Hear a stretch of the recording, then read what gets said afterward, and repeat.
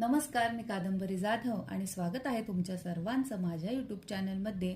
आपण भगवद्गीतेतील आत्तापर्यंत 36 श्लोक लाईफ लेसन सहित व तात्पर्य स्पष्टीकरणासहित पाहिलेले आहेत. आज आपण पाहणार आहोत 37 आणि 38वा श्लोक. तर सुरू करूयात राधे राधे म्हणून. यदि अपि एते न पश्यन्ति लोभ उपहत चेतसाः कुलक्षय कृतं दोषं मित्रद्रोहे च पातकम् कथम न ज्ञेयम अस्माभिः पापात अस्मात् निवर्तितुं कुलक्षय कृतं दोषं प्रपश्यधिः जनार्दन. हे जनार्दन, लोभाने प्रभावित झालेल्या या लोकांना जरी आपल्या कुटुंबाची हत्या करण्यामध्ये आणि आपल्याच मित्रांशी भांडण करण्यामध्ये दोष दिसत नसला तरी सुद्धा कुटुंबाचा नाश केल्यामुळे होणाऱ्या अपराधांची जाण असताना आम्ही अशा पापकृत्यामध्ये का सहभागी व्हावे.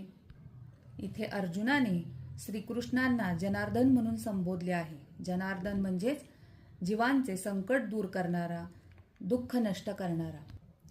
एखाद्या क्षत्रियाला विरुद्ध पक्षाने ललकारले किंवा युद्धाचे निमंत्रण दिल्यावर नाकारणे योग्य नसते. ते त्याच्या क्षत्रिय धर्माविरुद्ध असते.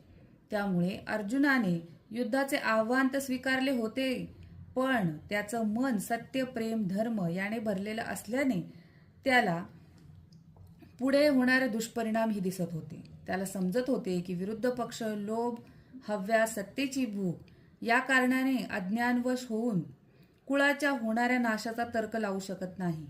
पण आम्ही तर सज्ञान आहोत, मग आम्ही या पापात का सहभागी व्हावे. अर्जुन म्हणतो ते चूक करतायत, पण मग आम्ही का त्यांच्यासारखे वागावे. आम्हाला धर्माचे भान ठेवायला हवे.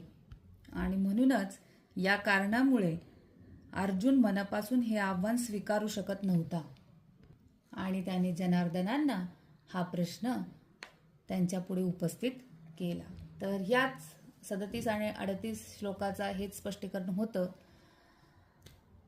भेटूया आपण पुढच्या श्लोकामध्ये लाईफ लेसन पाहत. तर हा श्लोक इथेच संपला. धन्यवाद. राधे राधे.